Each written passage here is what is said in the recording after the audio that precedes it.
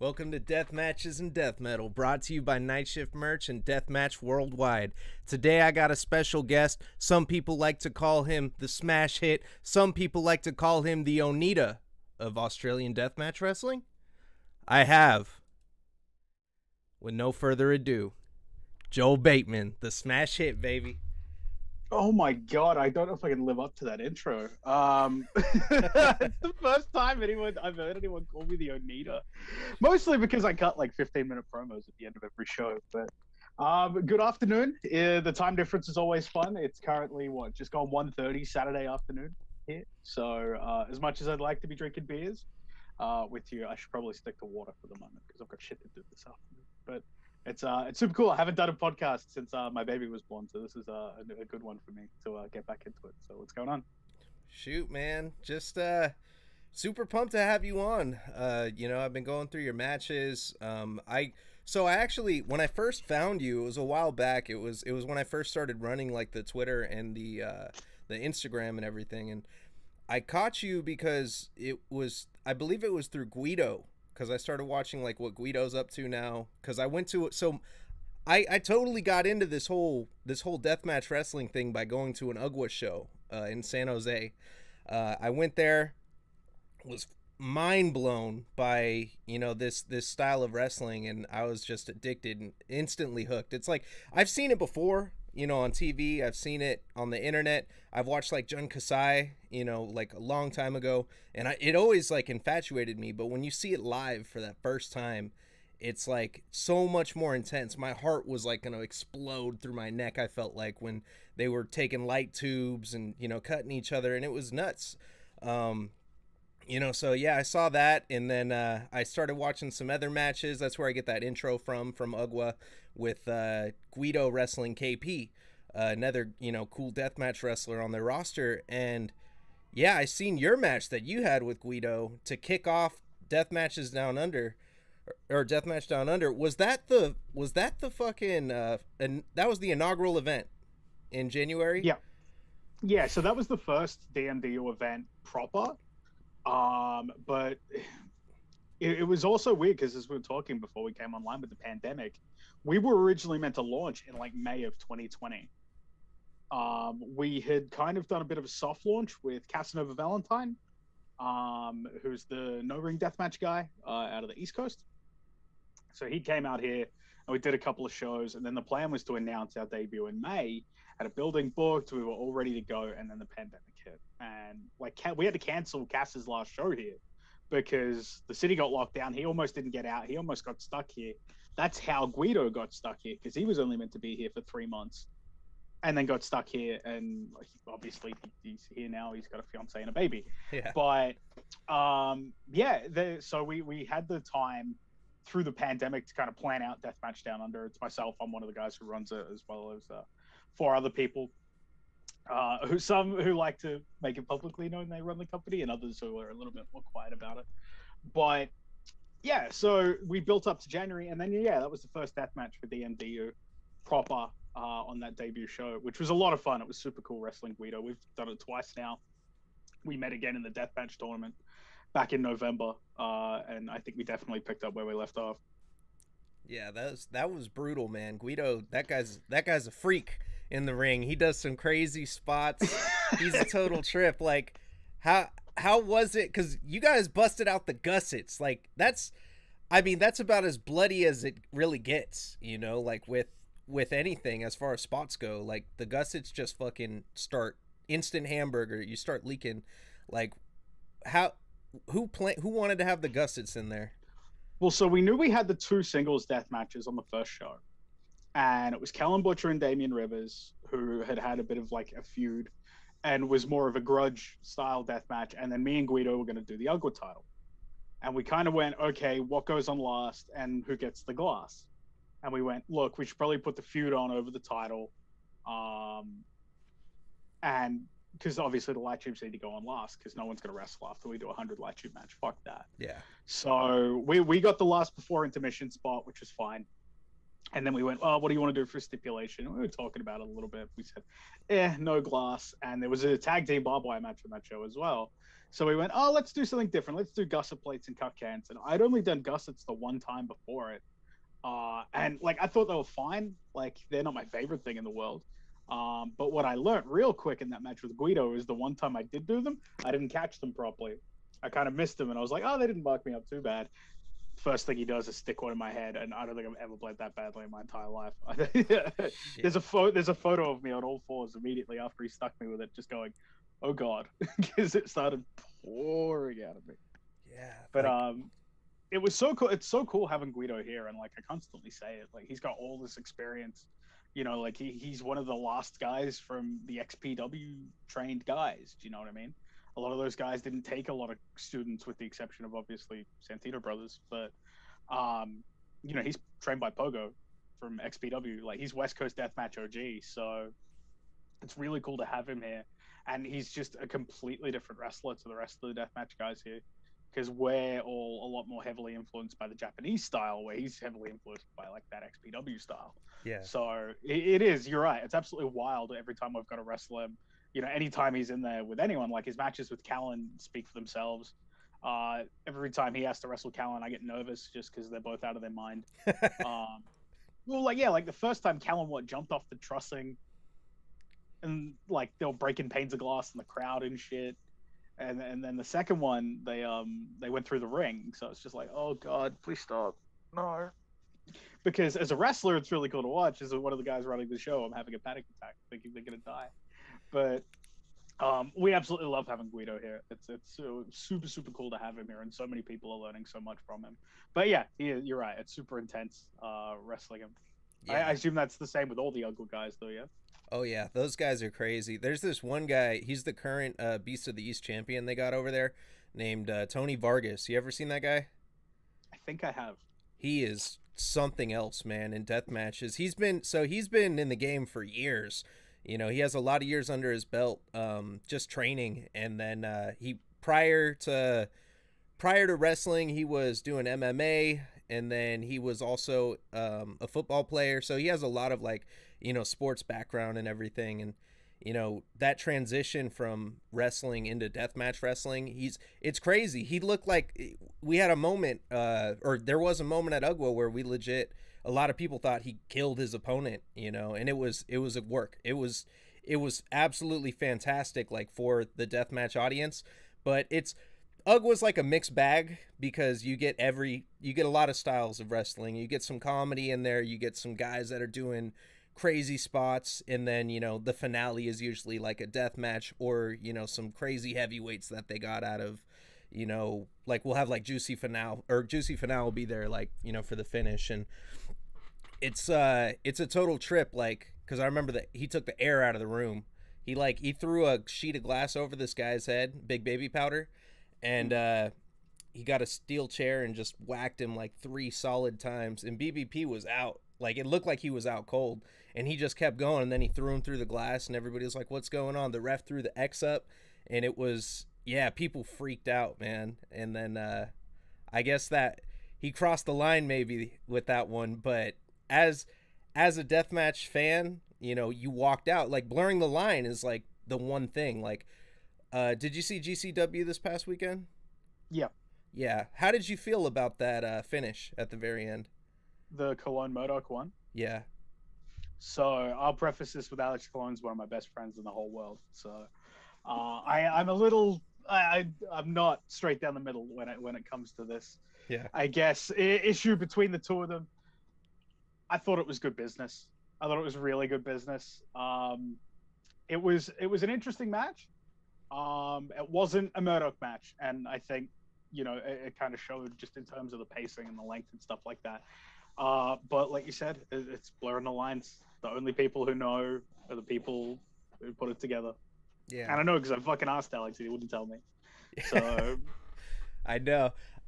It's like one of those where it ends like with a fucking gasp. You know what I mean? Like the signal just ends. There's no after people talking, like those kinds of moments where you're just like, oh shit, what just happened? Like, it's crazy. But yeah, like it's a total trip. Just how big deathmatch wrestling is right now. Like to be a new deathmatch wrestling fan, now is the best fucking time, I feel like, to be getting into it, because there's so much on the internet. You guys are one of the first, you're the first, like, deathmatch focused promotion, right? Like, in In Australia, Australia, yeah, ever. yeah, exactly. So the death matches have been around here in some capacity since the 70s. Like we had like the sheep herders, bushwhackers, Purple Haze, Mark Lewin, King Curtis. You know, all these like heavy blood Memphis guys were here in the 70s and 80s.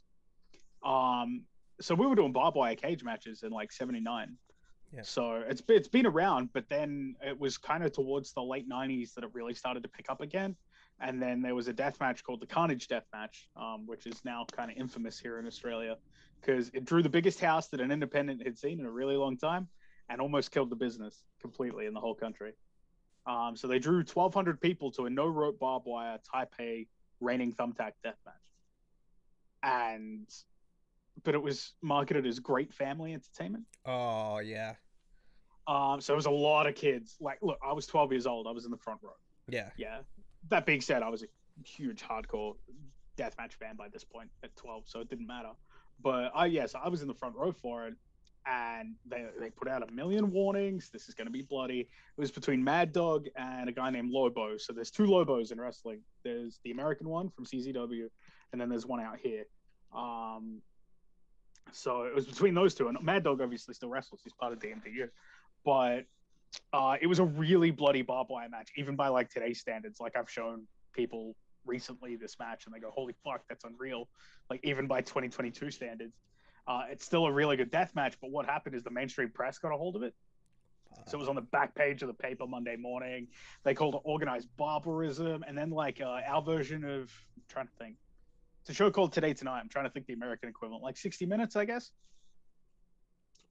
So like the Australian equivalent, like 60 Minutes, got a hold of it and then grabbed some wrestlers from outside of the company who didn't like hardcore and deathmatch, who then went on TV and like completely broke kayfabe. Explained where all the blood comes from and all that kind of stuff. Called it organized barbarism. Said that they were spraying blood on the audience, and like the crowd went from 1,200 to 80 people in 4 weeks. Damn.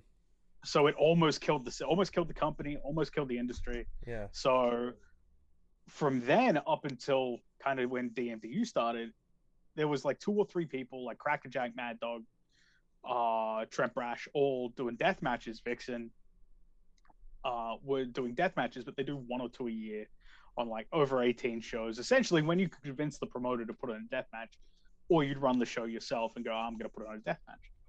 But no company really wanted to be that hardcore focus after that for a really long time. And then BCW Battle Championship Wrestling started in like, I think it was about 2016. And they do occasional death matches on top. Like they had Sabu come over a few times. They were big on the fly-in. So like Sabu came over and did like a no-rope barbed wire match here. It was like his last no-rope barbed wire, I think. Kasai came out and wrestled Mad Dog. Takeda came out and wrestled Mad Dog. So it was and like they were big houses for that company, like they were doing well. But there's this whole generation of deathmatch wrestlers. Like I wanted to do deathmatch wrestling because of Mad Dog, like watching him do it, and how good he was, and obviously like all my other tapes and stuff like that. But I did my first deathmatch when I was like 15, and I'm 32 now. So it was like, okay, I'm at the point where shit, I'll get off the pot time. Like I've had every role in Australian wrestling. Like I've wrestled, obviously, commentated, produced, promoted, you name it. And it got to the point where it was, all right, time to put my money where my mouth is. If I really want to do this deathmatch stuff, it's time to start a company where we can do the deathmatch stuff. And that's where DMDU came from.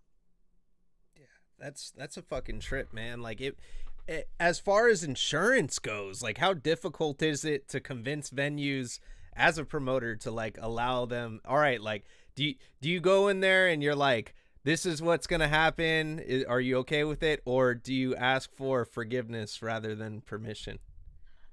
One of our main values is transparency. Yeah.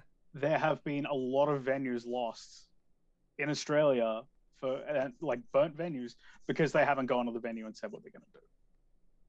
So we're really proud as a company, and like we'll fly the flag as you know, as much as we can. Like, yeah, we do really cool death matches, but we have paramedics at every show. We make sure everyone is blood tested. We have mental health first aid. We have a quiet room if people feel overwhelmed in the crowd. Safety goggles for people in the front row, that kind of shit. We try and make sure that everybody feels safe, whether it's the performers, the fans, whatever. So we take all of that to the venues and go, hey, look, we do some really crazy shit, but we actually put more things in place to protect our performers than amateur MMA or amateur boxing or, you know, anything else that you guys have hosted that may seem less violent. We're actually more equipped for what we're going to do. And like in the 12 shows that we ran last year, the only time anyone went to the hospital wasn't a death match. Yeah. One of our young guys got rocked on a power bomb and went to the hospital for observation. Otherwise, every death match we've done, everyone's gone to work on the Monday morning. Do you know what I mean? So, yeah, we go to buildings and go, this is what we do. Like, are you comfortable with this? And some buildings go, yeah. And like, for example, there was a building we were going to run that we had to cancel due to a lockdown, but they weren't comfortable with glass. Yeah. They said no glass. And we're like, look, okay, we understand. And we were going to start to obviously change stuff up to not use glass. We will go back there this year, but it's for our straight wrestling tournament, not our any deathmatch stuff. So, but yeah, like the venue we've got at the moment, we went, hey, we're going to do, you know, glass and everything like that. And they're like, yep, cool, just clean up, because the building becomes a church at 7 a.m. So the cleaners are going to be in at 6. So as long as you don't leave anything that's going to take more than an hour to clean up. Yeah. So yeah, like we're there at 3 o'clock in the morning, steam cleaning bloodstains out of the carpet. But like the venue know that's what we do. We leave the venue better than we found it every time we come in. And that's the same with any of our venues. And yeah, it's just about being transparent, as opposed to, yeah, going in and be like, we're a normal wrestling show, and then like set shit on fire and bleed all over the place, and then they never want to have wrestling back ever. Yeah, exactly. Like that's a good way to be about it. I mean, and then that opens up a lot of doors for you, I assume, by being that type of company. Yeah, because I mean, we bring in a crowd. Everyone spends money. It's a really respectable audience. People aren't being drunken assholes and throwing up all over the place. Everyone is good, and everyone's making money. So why wouldn't you want to have us in your building? Yeah, exactly. You know, you as a venue are getting paid. We're getting paid. The bar's getting paid, so they're making more money. Like, why wouldn't you want to have us? And it's largely worked. Like, there's been a couple of buildings that go, man, we're not comfortable with the content. And it's like, oh, okay. I'll be right back. I just got a text from my wife. I locked her in the fucking garage on accident.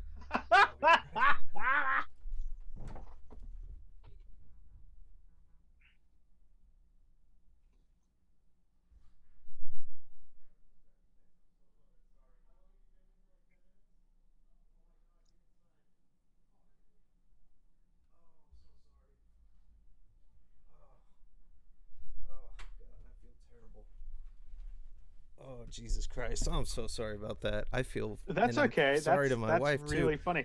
Yeah, I'd apologize to your wife in a public forum. That's Yeah. that's definitely what you're gonna need to do. I am so sorry, honey. I did. I fucked up. I went out there because I ran out there to grab my hat right before the thing, and she was printing something, and I ran inside and just locked the door behind me because it's just The forced to question is, have it. how long had that text been sitting on your phone? About 10 minutes. Oh, Yeah, shit. she's out there. It's cold too. I was like, oh fuck, she's pregnant too. I'm like, dude, that's terrible. I'm a horrible So this person. is the last episode of Deathmatches and Yep. Death Metal, because you're getting murdered when you get off the air. Yeah. Fucking A. Oh my god. But yeah, man, so that's good. Like, you're good with the venues, you're good with the wrestlers. That's something that I thought was really interesting, because I was watching an interview with you back in like March. You were talking about how there are a lot of people that just want to get into deathmatch wrestling. Like, they're, just regular Joes and shit, like, oh, I can do that. Or, people that aren't necessarily trained, or you may not be prepared for that. So you're very considerate of like people asking to be in death matches. Is there anybody that really surprised you this last year that didn't necessarily have a death match background, but just like a wrestling background, that wrestled under your promotion? That ended up doing death matches that I wasn't expecting them to, or just out of our straight wrestlers who kind of stood out this last year? Someone that was introduced to death matches through your promotion that surprised you and Yeah. you were So impressed with? there was a couple of people actually, like you mentioned, we don't force anyone into death matches, and if someone goes, "I'm going to do a death match," sit down and really have that conversation with them, Yeah. because one, I would want to make sure that they're not in over their head. Two, I want to make sure that they respect the style, I guess, and know what they're in for and do it justice. So York, who's been our breakout star for DMDU this year, he actually won MVP. So we do a 3-2-1 voting system after every show. 5 different people or 6 different people vote every show. No one in management, just like a non-wrestling staff.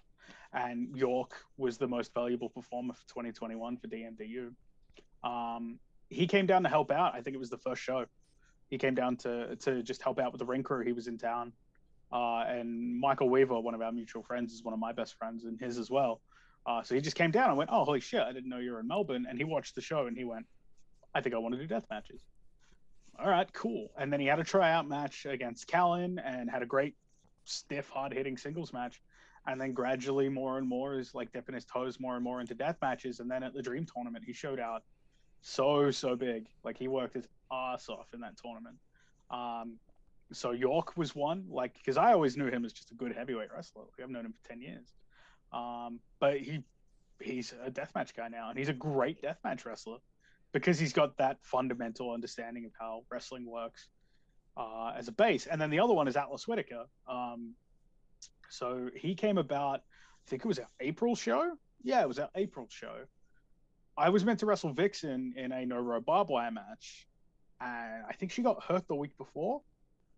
Yeah, she got hurt the week before and couldn't do the show. And we went, fuck, this was meant to be the main event. We're meant to main event with this death match. And we went, okay, let's do a shoot open challenge. I said, I'm happy to cut a promo and put it out to, if anyone wants to step up and do a light tube match with me. And we'll, I guess scan through the list of names that comes back, and we'll pick whoever we think's going to do the best. And Atlas, I knew him as like this British technician. He's an amazing character. He's so good in the ring, but he's got a really unorthodox style. Like I said, very British. He's also very quick on his feet. And he went, oh, I'm keen to give the light tube magic. Oh, fuck, all right. I thought this kind of shit was above you, but all right, cool. Whatever. You want to come down to our level? Be my guest. And when I'm doing death matches with new people, like when I'm planning out spots and stuff, I'll kind of like float certain ideas and just gauge their response. Like I'll pitch like a big bump or something and see if they go, "Oh fuck, I don't know," or if they go, "Hell yeah, I'll take that." Because the big thing, obviously, with death matches is you've got to commit. If you hesitate on those big bumps, that's when people get hurt. Yeah. Well, that's when people get hurt. Yeah. So I was pitching stuff, and not only was he like, "Yeah, I'll do that," he was like adding on to it and coming up with other stuff. So I was like, all right, he actually seems really cool and like super keen for this style of match. And he was just ice cold backstage. Like he wasn't panicking. He was just getting ready. He was very in the zone. He looked ready. And then and we've laughed about this afterwards, like about halfway through the match, I'm like, this is going really well. He's fucking crushing this. And I think it was like one specific spot. I can't remember what it was exactly, but it was a double down. And I'm laying there going, this is going great. And he was like, I was laying there going, this is going fucking awful. So it was very funny that we both had like two completely different perceptions of the same match. But, that he got a standing ovation after that match. He got the standing ovation. It wasn't us for the match. It was him from his performance, taking a light tube death match on 2 days' notice and crushing it. And again, he's now one of our top deathmatch guys. And the good thing is he has the depth of character, so we can play with it a little bit. Like I'd almost say almost like Mance Warner in terms of depth of character, because you can have a bit of fun with Mansa. He can do comedy. He can do death matches. He can do the hard hitting kick-ass stuff. Atlas can too. Atlas can do amazing comedy wrestling. Atlas can also be the hardest man in the room. So yeah, he surprised the crap out of me, and I said to him on the mic, and I said it backstage as well, I said, I hope this isn't your only death match because you're really fucking good at them. And he came backstage, he's like, I think I want to do that again. I said, right, fucking oath you do. So those two absolutely crushed it this year.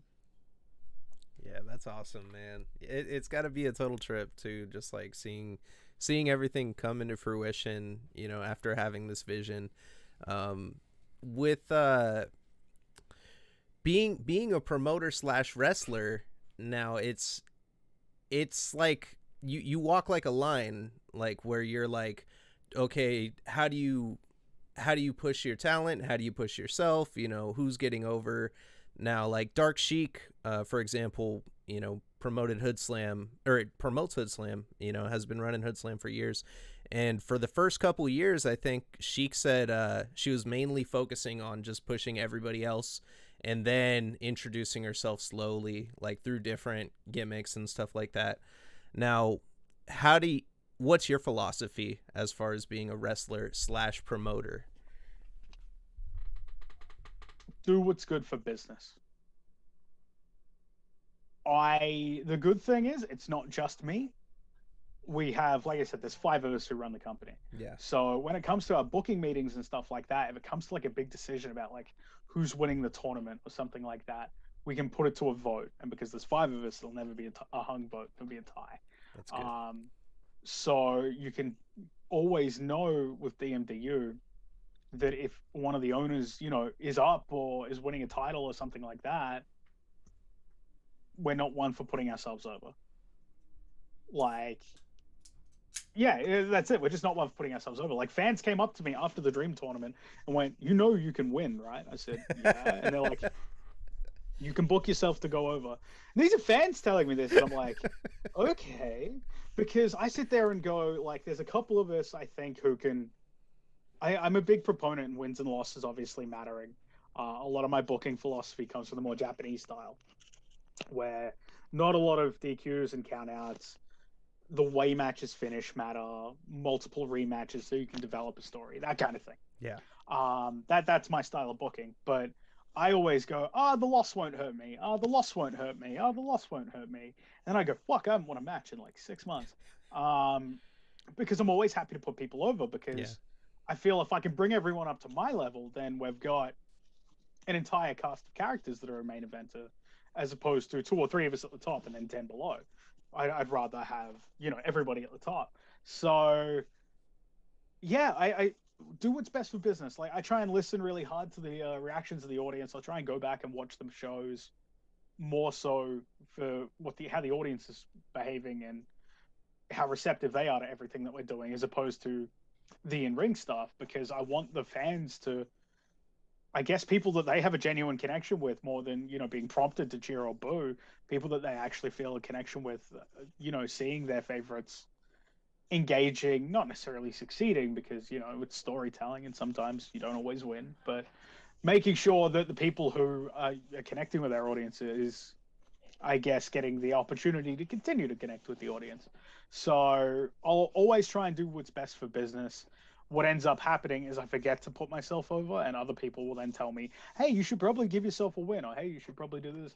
Like, it comes from exterior, because I sit there and go, I don't fucking mind losing. And then, yeah, like I said, you realize oh shit, I've got the worst win-loss record out of any of the deathmatch guys. Oh, okay, right. We got a tournament coming up. You should probably get a couple of wins under your belt before you go into that. That kind of stuff. But yeah, I guess that's my philosophy. Yeah, I mean, with death matches too, it's like a different dynamic. I feel like too, as far as like getting over. It's like, securing the win.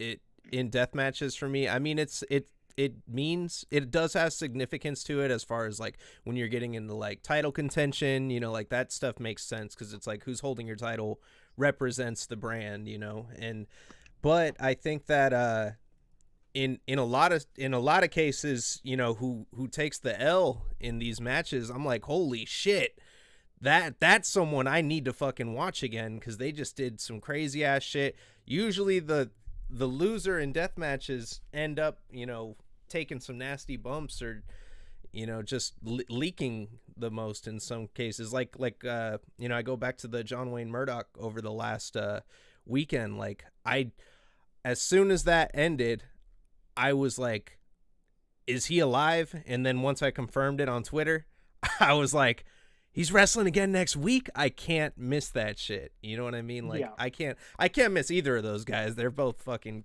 fantastic, but especially after that match, I was like, I just want to see him walk into a ring after that shit because it was just Make it. it show me with your own eyes that you're not actually a corpse. Yeah. Um, I agree with you. I believe, and like I said, the way matches finishes to me matters a lot. And I believe that done properly, I can do more for somebody by beating them in a specific way and planning the finish out of the match a specific way. I can get them more over by beating them, having them get that close, and then me having to empty my clip to put them away, as opposed to them catching me on a fluke win. Instead of it being you got lucky, it's like, no, it took 110% of my effort for me to beat you. You're that fucking tough, and if you had kicked out one more time, you probably would have got me. As opposed to, oh, you caught me with a roll up. You go, better lucky than good. Um, and if you go back and you watch all the shows from last year, there are talents who have been built up that way, where you don't necessarily have to win every match. It's how close do you get before going down. Um, and yeah, we like that's something we do consciously. You're exactly right. Yeah, when you're so like you guys do one event, you try to do at least one event per month with this organization. Now, so how many did you do last year? Was it 12? You did one for each month? We ran 12 shows, but I don't Yeah. hang on. I've got Cage Match up in front of me because I get hit in the head a lot and I don't actually remember what fucking matches we do.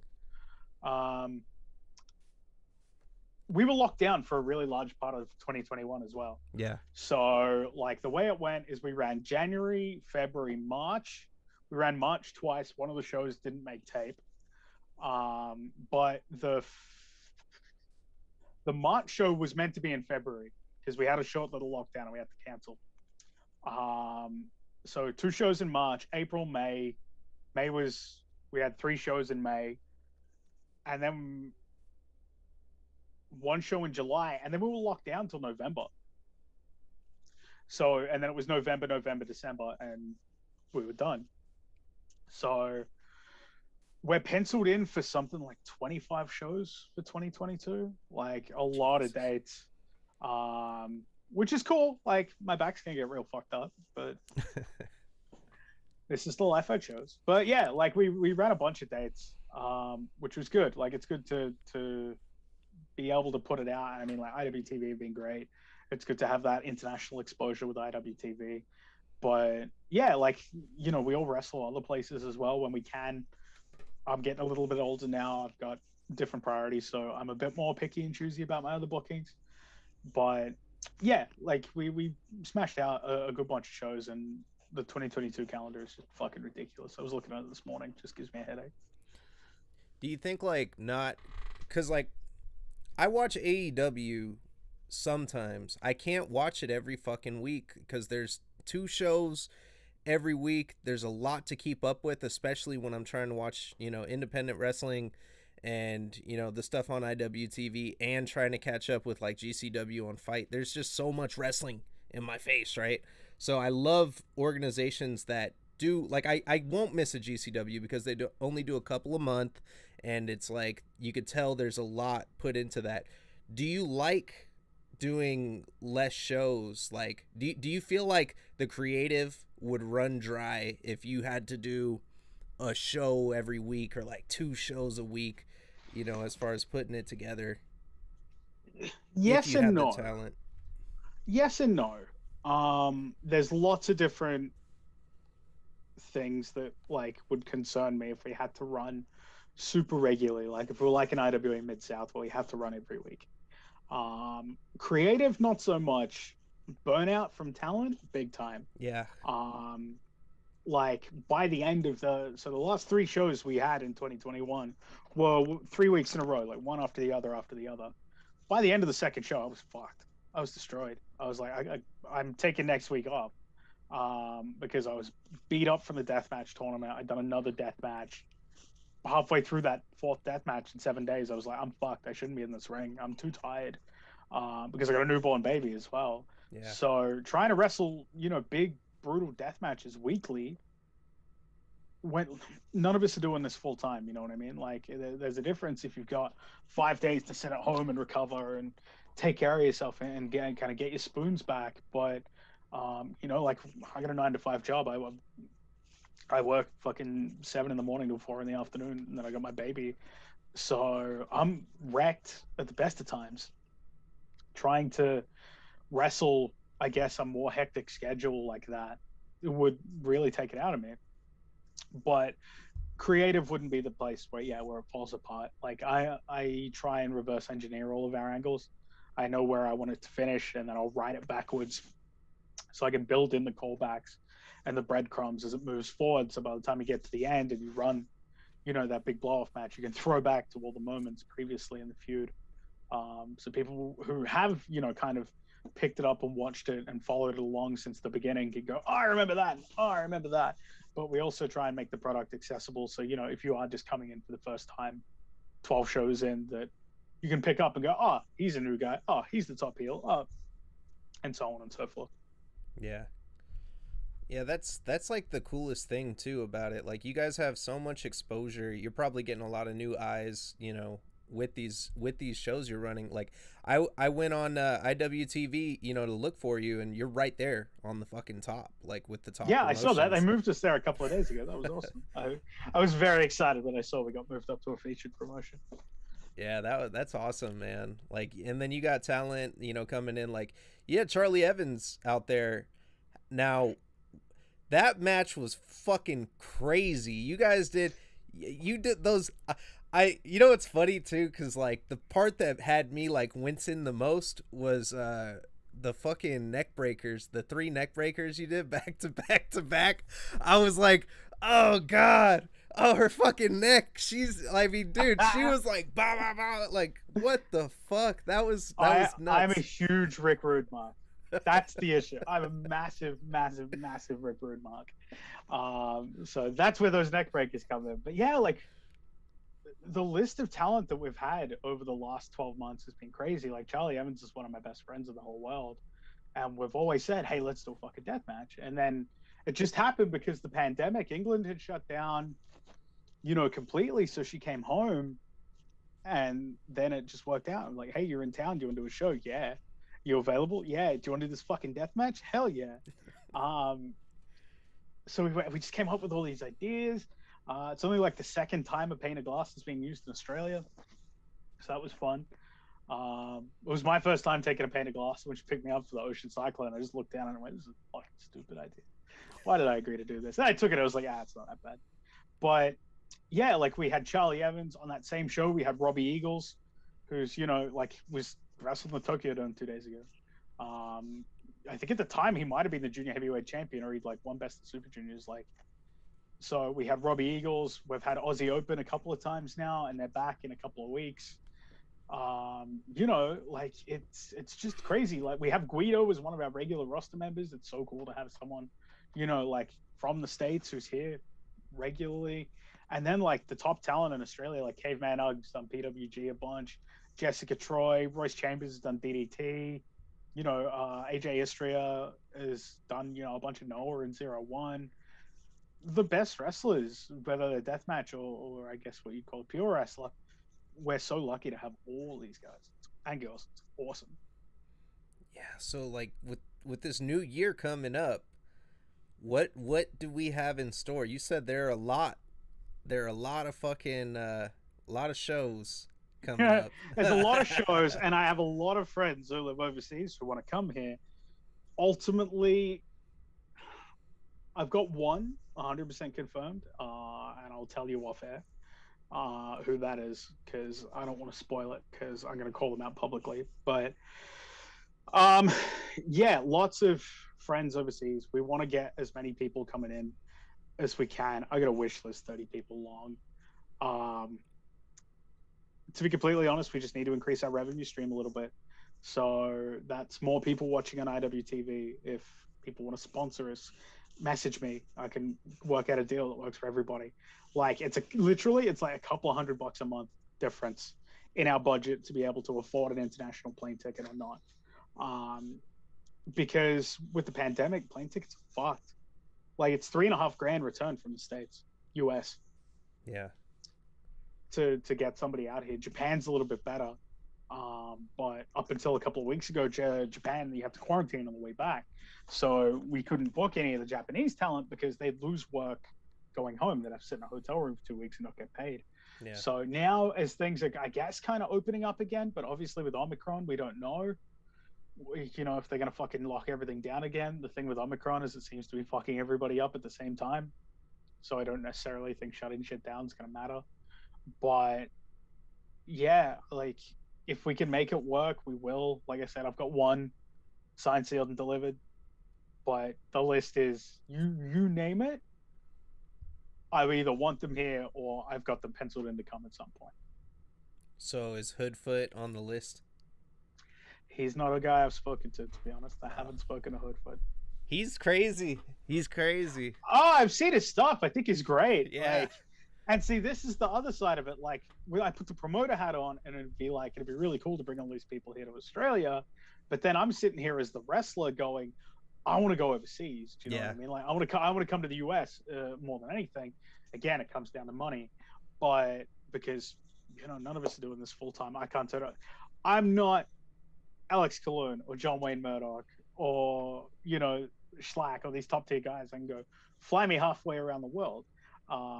As much as I'd like to be that guy, no one's flying me halfway around the world.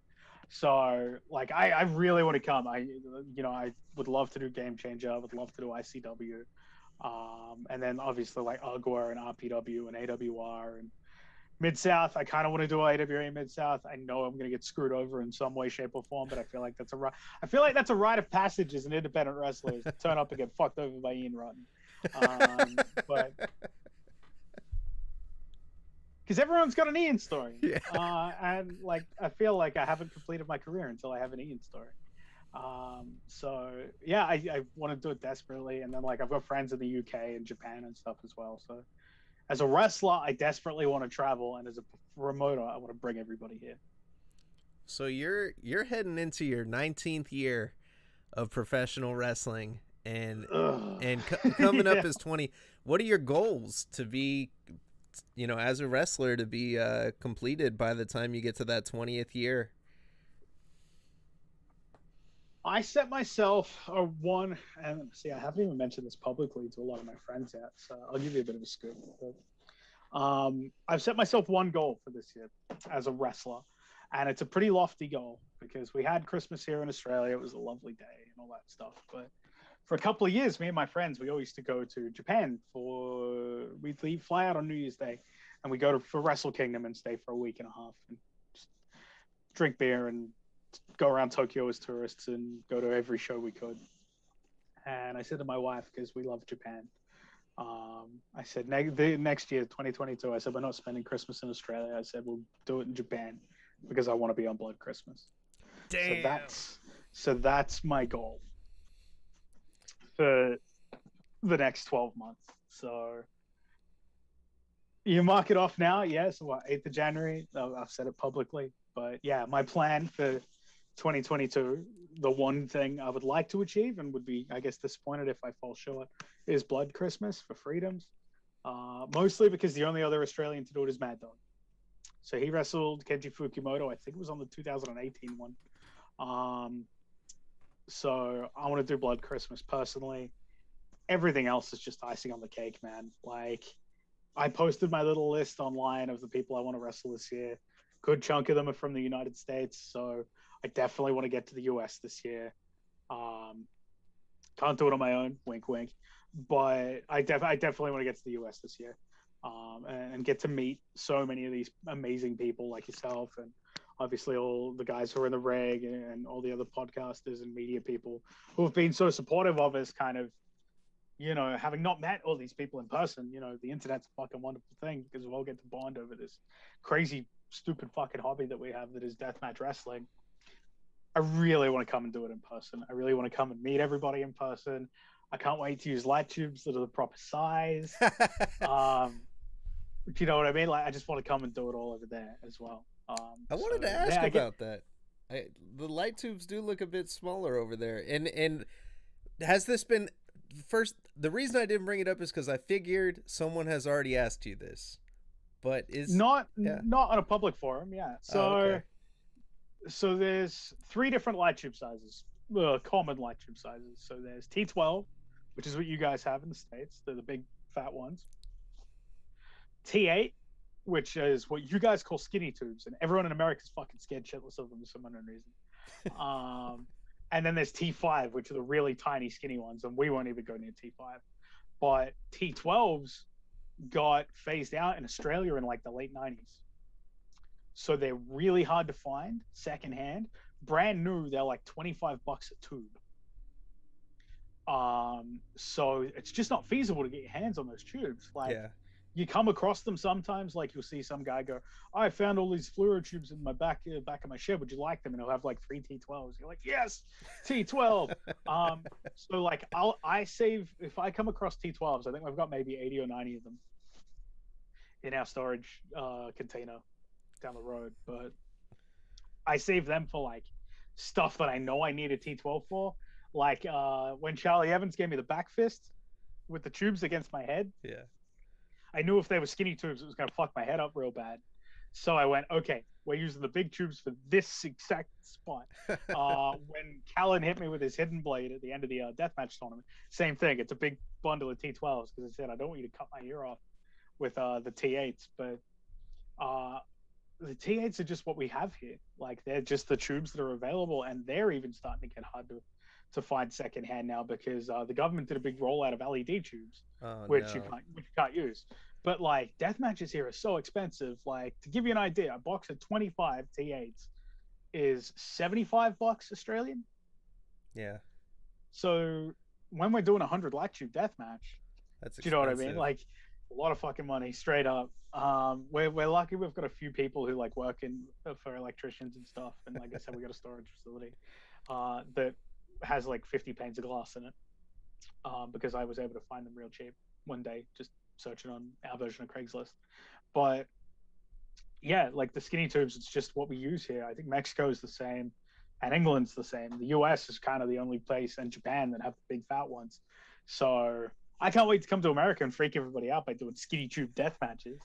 And I'm just like, these are just the light tubes we use. What the fuck's the matter with you? But yeah, like it is what it is.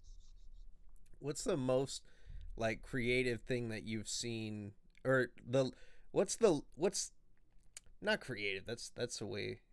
So what? All right, all right. As far as like things being used in matches, like what is the most something you looked at and go and went, what the fuck, or like something new that people have thrown in that you're just like, oh shit, like how come they haven't been using that in deathmatch wrestling? Is there anything like that? Here or overseas?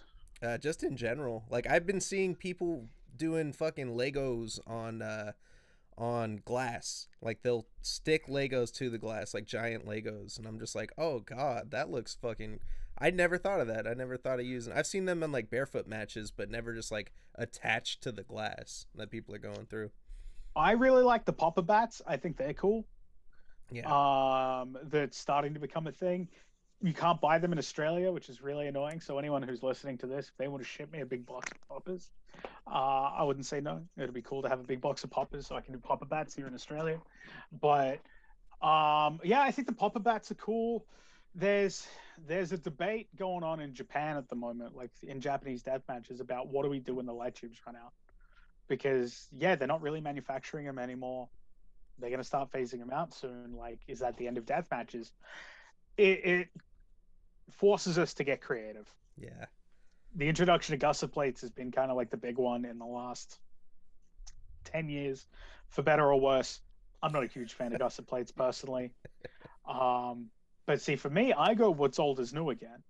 Like, I got a better nails built for the Dream Tournament, which weighed like 70 kilos. So what's that, like maybe 130 pounds, something like that? Jesus. Yeah, like you'd have to look up the exact conversion. It was about 130 pounds. It was heavy as fuck, so goddamn heavy. But when was the last time you saw a better nails? Yeah. Better nails fucking sucks. Like Yeah. I hate it so bad, so bad. It was in the match with Guido. I fucking it was the worst. But like that got a great reaction. nails aren't going anywhere. Like we might not have light tubes forever. Nails aren't going anywhere. I thought cut cans. First time I saw cut cans, I thought they were really unique. I really see. I'm a sucker for things like cut cans, knife boards, razor boards, that kind of stuff. I really like that kind of stuff because I like things that are relatable. It's the same like what all the old grumpy vets will tell you. It's like, oh, everybody in the audience hasn't taken a power bomb or a suplex. They don't know what that feels like. Everybody's been kicked in the balls. Everybody's been slapped. Everybody's been punched. Do you know what I mean? So that's why chops always get a good reaction Yeah. because the fans have some kind of idea of what that feels like. That's why barefoot stuff gets such a good reaction in death matches because everyone stood on something really unpleasant. Um, but that's why I like to use things, like knife boards and cut can boards and stuff because everyone's kind of caught their thumb on the edge of like a crushed up soda can and gone, motherfucker. Or, like accidentally caught themselves with a steak knife or whatever. I like that kind of stuff that's relatable. That's why I don't like carpet strips because unless like you've done a renovation, you don't know what the fuck a carpet strip is. Yeah. So they don't get any fucking reaction and they hurt real bad. So like there's something I teach the young guys here, and it's like a pain versus pop scale. How badly does it hurt versus how good of a reaction does it get? And you want something that doesn't hurt at all, that gets a really fucking good reaction. Doesn't always work that way. But carpet strips are kind of at the bottom of that, where it hurts real bad and no one gives a shit. So where I can, I will avoid carpet strips, and I'll make everybody else do. How are you on heights? Like I seen you guys go up to the top and then you came back down that one time, and I was like, I'll tell you what happened there. So that was the main event of the Dream Tournament. That's where that scar came from. So it's been 2 months now, and it still hasn't gone away. So I had a couple of really bad head cuts. yeah, Because that was the first match. fuck. So it was the final, and I fucked up because I had the longest break. I was first, and then fifth. So I had the longest break between matches. So I came all the way back down after the opener with York, and then had to get back up for the match with Guido, which is why I was so tired for the final. And we were on top of the cage, and the plan was I was going to send him off through the pane of glass, and then I was going to give him a swanton off the top. And we were up there, and I said, dude, I'm so tired. I said, if I give you this swanton, I'm going to kill you. Like, I'm too tired to protect you properly. He said, I said, do you mind if I just climb down? Because my shoulder's not the greatest. I've had surgery on it before. So I was like, I'm not going to give you a splash or something where I could potentially get hurt. And then that's the end of the match. We still got a bunch of shit to do, which is why I did the swanton off the top. Yeah. And I went, dude, I'm too tired. Like I said, I don't want to hurt you ultimately. So I said, look, I'm just going to climb down. And he's like, that's fine. So looking back on it, I should have just done it and killed him. Well, we both kind of watched the match back and we just kind of just went, yeah, you should have fucking killed me. And I'm like, yeah, I should have just fucking killed you. But in the moment, I was just like, I can't do it. So yeah, we cut that in the moment because I guess I was looking out for him because I didn't want to fucking squish him like a pancake. Yeah. Because I'm a big fat fucker. I'm like 90 kilos. So yeah, I would have killed him from that high up. Yeah, it wasn't the heights that bothered me. It was just I'm fucking exhausted. I like heights. I like doing stupid stuff from way up. Yeah, I'm terrified of heights. I had a panic attack on a roller coaster. I thought I was gonna fucking die. I gained a lot of weight from the pandemic, so when I went in that motherfucker, it was like tight on me. And then I'm going up, and I was like, I can't breathe. Oh fuck. I haven't been up this high in years. I was like, oh, I can't imagine like just standing up there. I've also done construction too, where you're standing on like the side of a building doing some shit, and like I'm the guy that has to crawl to the edge. So like, oh god, dude, that shit's crazy. Like just jumping. I can't imagine diving off the top rope, man. I'd probably break my fucking back or some shit. That shark cage was a lot of fun. It's currently sitting in my driveway. You can see it out my window. But the shark cage was really cool. We'll do it again. But what I wasn't prepared for, because we got up there, there's a photo of us up there before the show starts, where we got up there during the day. Because we had a couple of ideas that we changed in here and there. And we're up there and we're just kind of going, oh yeah, not a lot of room up here, but we'll be okay. when the match came, it was so unstable. Like you could feel it moving underneath you. I was just like, fuck, I'm so glad we cut some of the stuff that we had planned off there. So, because it was just, yeah, super duper shaky. I was like, oh, fuck. But we'll bust that cage out again. Yeah. If we use it every month, it loses its appeal. But if we bring it out like once a year. Yep, absolutely. Like Cage of Death or some shit. You have the big cage event. That's crazy, man. How do you feel about CZW? I think they're not as extreme anymore, right? Like as of late, they're kind of like putting younger talent out there and doing kind of like doing a different type of deal. My thoughts on CCW at the moment is let it die. Yeah. I think there's a market for what they're doing at the moment. Like, yeah, cool. There needs to be an indie in like that Maryland area that is doing good things for new talent. I the stuff that went down through speaking out. I've said publicly how I feel about DJ and all of that. Um, but I don't think it should be the CCW name. And like everyone knows DJ hasn't sold CCW. Yeah. There might be other people running it. He's still a part of it. But yes, I think that like it'd be great if it was another independent. All they're doing now, I think, at this point is just tarnishing the legacy. Kind of in a similar vein, what do you think about XPW coming back? Is that show in 8 weeks still happening? I Or I think they already had one. Yeah. They no, had they their had one, but they're oh meant to be doing a deathmatch tournament in LA in like like a month. oh shit. I didn't know Yeah, about you that. live in LA and don't know about the fucking. I fucking saw that one-off event. I thought it was like a one-off That's what thing I for think some about time. XPW. If they're gonna do it, do it. Come out for it one way or another. Oh The shit. original XPW product was fucking dreadful. It was real bad. They had some good wrestlers, but the product overall fucking sucked. And I can say that as someone who bought so many of the DVDs but never saw them live. So like I was the biggest Messiah mark when I was 15. I tell you what. But see, I was a Messiah mark from fucking CZW, not from XPW. So look, if they're gonna do it, do it. Rob Black's a fucking asshole. Like that's been made pretty public. So it is what it is. I guess like I'm much more inclined to I guess put my energy into I guess some of the newer companies like RPW and AWR and stuff like that that are trying to fly the deathmatch flag I guess the right way. Like they're trying to book new unique matches and even like VXS and No Peace and stuff like that. They're trying to book new and unique matches, not trying to hang on to a brand that was relevant 20 years ago. Yeah. I wish we had more deathmatch centric promotions on the West Coast. Like that's something that I'm like, fuck. Now I got to start flying out to the Midwest and the East Coast to like see some Where's stuff. Crimson Crown? Crimson Crown's based out there, isn't it? Where are they in LA or? I know they're in the West. Yeah. Yeah.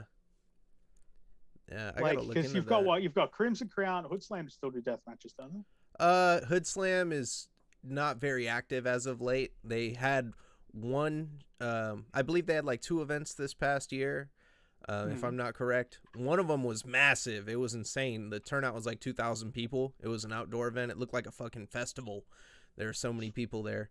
But yeah, I don't think they really focus too much on death matches. Like UGWA, as far as the Bay Area, the UGWA is like where I've seen the most blood out of any place I've gone to. Ugg is crazy. I'm just looking. Crimson Crown run out of. Well, they're booking Rays, so I'm gonna say that they're out of Cali. Yeah, Crimson Crown do great deathmatch stuff. Like that was where I got a lot of the Guido stuff from outside of Ugwa. Yeah. Was through Crimson Crown. Like, and they've done some great tournaments this year. I'm pretty sure Crimson Crown is Sage's promotion. Okay. Yeah. Sage Sin Supreme. So, yeah, like, it's there, but you always need. There's always room for more. And the thing I wish there was more of on the West Coast out there. And again, this is just someone. I live on the other side of the world. I love the lucha-centric deathmatch stuff. Yes. Like, I love Loco in Texas. I think they're awesome. Miedo, Cyclope, Arrow Boy, like all of those guys, they're obviously great. More SoCal, Lucha inspired deathmatch stuff, please. You know that zone. You watch Zona 23? When I can, yeah. Oh my god, that shit is crazy, man. I talked to I've Phoenix been trying Kid. to get I've been trying to get a junkyard for like 12 months, man. That would be so cool. I'm Oh trying. shit. Yeah, those some of those spots I'm just like, what the fuck? They just jumped off the fucking big rig into the fucking into no in between two cars. Like, where the fuck did they go? Like, it's crazy. I was talking to Phoenix Kid, and he's like, "Oh yeah, I was out there. They threw me through a windshield." I was like, "What the fuck?" Yeah, I spoke to Alex about it, and he's like, "It's the craziest fucking place I've ever been in my life." He's like, it was legitimately dangerous. I was like, "Yeah, that sounds about Yeah, shit's nuts. So like, in your 19 years in the biz, you got any stories? Any like nightmare booking stories? At right." trying to get booked somewhere, or like has some bookings ever like gone crazy sideways? Yeah, the one time I did come to America, uh, that happened. So I had a friend of mine, and I'll leave their name out of it, not because they did anything wrong, but I'll just leave their name out of it. So they had told me I'd done some deathmatch stuff here at the time. There was a chance where I was able to get on a bit of a run. Um, and I said, I want to go to the US. And I was talking to them, and they were young and up and coming deathmatch wrestler at the time. And they said they could help me get booked with Mid South. And it was around the time King of the Death was on. And he's like, I think I can get you in King of the Death, or at least Prince of the Death. I'm like, fuck yeah, I'm coming. So I booked my flights. And the plan was to meet up with them in Philly and then drive. So I booked my flights. And then that was the year that Ian canceled. I think it was because he had cancer, or he told everybody he had cancer. Some unknown reason he canceled King of the Death. But I was already coming. So I was like, fuck, what do I do? I don't have any connections in America. This is like 2013. Yeah. So I sent my resume to, and this is why I'm so upset with what CZW is doing now. I sent my resume to every wrestling company between like the top of Maine, where it touches Canada, all the way down to like Ohio, because I knew I was going to be based out of Philly. I was there for like 3 weeks, and I think one company wanted me for a Rumble. They're like, "Oh, come and do a Rumble, and then we'll bring you back next show." I'm like, "Dude, I'm in the country for 3 weeks. I live on the other side of the world. If you want me, you want me, but I'm not coming. I'm not driving 12 hours for a Rumble if I've already flown 24." So I was IWE in Maine bought me in for a weekend. That was a fun fucking weekend. That was really, really cool. I got to see, yeah, like 20 minutes from the Canadian border with like Rene Dupree and Bushwhacker Luke. So that was really cool. And then me and Bushwhacker Luke realized we have like a million mutual friends, because obviously he's from New Zealand. Yeah. And CCW got back to me and said, "Oh, okay, you're Australian. We've had some Australians come through the school before. Please come and train as our guest." And they were great to me.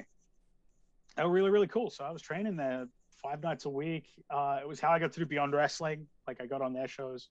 I got to be a guest at one of the Voorhees Skate Center CCW shows, which was really cool. Like at the time, it was awesome. But like who was in my class? Again, sucks, but David Starr was in my class. Like we were really good mates at the time.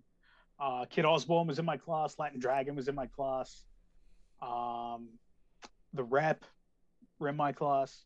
So it was super cool. When I was there, Masada was champion, so Oh, okay. it was cool to hang out with him for a little bit. But it was awesome. But it was kind of just fuck. Okay, I had all these plans to come to America and do this one show, and then shit, I'm coming, and now I don't know what I've got. I don't have the money to do fucking 3 weeks of touristy shit. Do I just cancel my trip or? But I ended up, yeah, kind of taking the plunge and made a lot of connections that I still keep to this day. It was a lot of fun. I can't wait to get back. It's been almost 10 years since I've been to America, so hopefully I get back there this year. When's the last time you've been to Japan? Uh, October 2019. It's a short Yeah, flight, huh? From where you're at? yeah, yeah. So October 2019 was the last time. It was when I proposed to my wife. Because we got married in December of 2020. But Yeah, it is a short flight from here. So from Melbourne, so I'm in the, I guess, the southeast of Australia. It is 10 hours direct here to Tokyo. There is a budget airline called Jetstar here, and there's a couple of like layover spots halfway. So it's half the cost, but takes like 4 hours longer, which is fine. So yeah, it is a pretty short flight. So like obviously with DMDU, we're thinking about bringing guys over. It's the trade-off, dude, because there is a cheap way to get people in from Japan. And yeah, that's the plan, I guess. But I can't wait to get back to Japan. I was talking to Sakuda about it the other day. But I've told you my goal. Yeah, it's Blood Christmas. that's So awesome. I've got to kind of reverse engineer that. I'm going to sit down in the next day or two and kind of reverse engineer what that looks like. What do I have to do to get my name to the point that when I contact the Freedoms office and go, Yeah. I want to do Blood Christmas, that it's a possibility. Well, you're at the top of IWTV right now, you know, so Yeah, and I mean, what they look. I know. Not everyone was across the World of Deathmatch podcast top 30 list. It caused a lot of trouble. The one that Alex and Steven put out. I saw all the fucking spreadsheets that Steven did for that list. So everyone was like, meh, Alex is on top because he runs the podcast. Meh. I saw the fucking spreadsheet, right? That went through like wins and losses and tournament wins and shit like that. But yeah, they named me like number 21 in the world. I was like, holy fuck! Like, there were some people below me on that list. I'm like, nope, I don't deserve to be. No, put me in like 35. I don't give a shit. But you do not put me on a list above fucking Onita or Reed Bentley or Sakuda or any of these guys. Yeah, it's a total trip because I just got my buddy Zach Monday. I actually met him through Instagram and Twitter and everything. He saw the show when I had Phoenix Kid on. We started talking. I had him on, and he like pretty much showed me everything that I needed to see. Like when I was really getting into deathmatch wrestling, he exposed me to Blood Christmas, and oh my god, it's so sick. I was like, wait, what? Like this is a thing? Because it's hard to watch freedoms. It's like you have to over here. You have to like use a VPN. You have to get like Samurai TV in the US to get other than watching it on IWTV, like their older events. But oh my god, yeah, that is so fantastic, and I would love to watch you there, man. That would be sick. It'd be awesome. I've been to Japan, what, 3 times now? 4 times?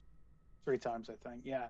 And I've got to like second for shows and stuff like that, but I've always been on the injured list. Like every time I've gone, my shoulder's been fucked. So now it's like, all right, I'm good to go.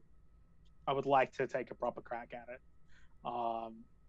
Yeah, like Haruku and Hall is the dream. So if I can knock that off and Blood Christmas off in one go, I will. But obviously, it's the biggest deathmatch show in Japan. Yeah. Everybody in the world wants to be on that show.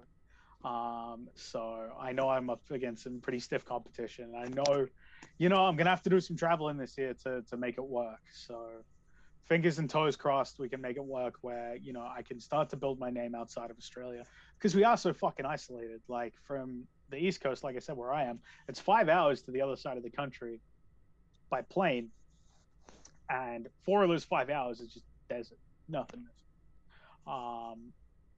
And then it's 10 hours to Tokyo, and it's fucking 15 hours to LA. There's nothing in between me and you except water and Hawaii. So we are so isolated. So the style that we have is largely, I guess, self-developed. Like we didn't start having internationals come over here regularly until like 2005, 2006. After like, when the territories died and it was just the independents. So a lot of it we just kind of worked out as we went along. And then it was a combination of the occasional international coming over, like CW Anderson and Steve Carino came over a bunch in that kind of time era. Or guys would go train overseas and then come back and go, hey guys, you're doing it all wrong. And you're like, oh, fuck, okay. So I now that I'm at this point with doing death matches and stuff, like I said, I did my first one when I was 15, but now that I'm doing them regularly and we've got a platform here where we can do them more regularly,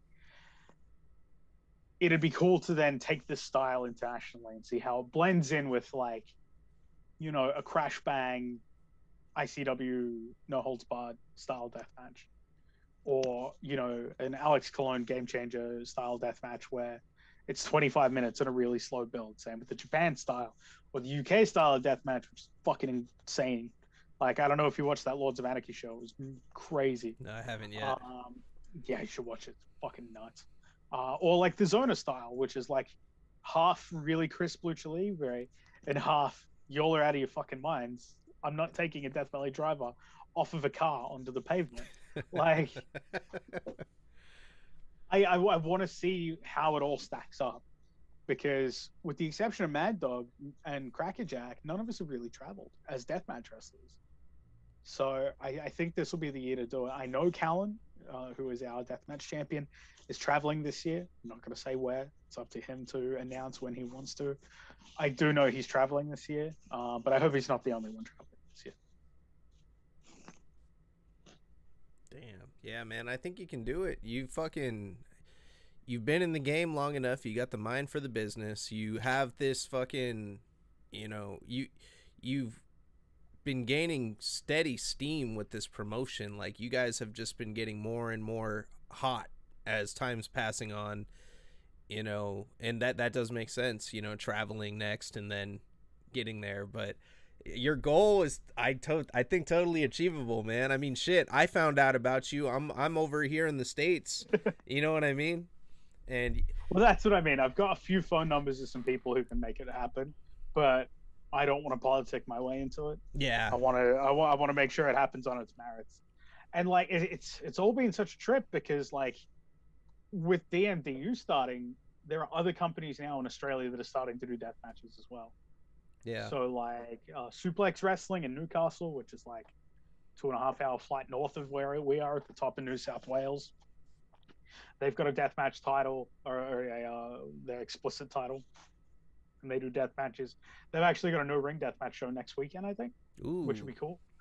First time for New South Wales.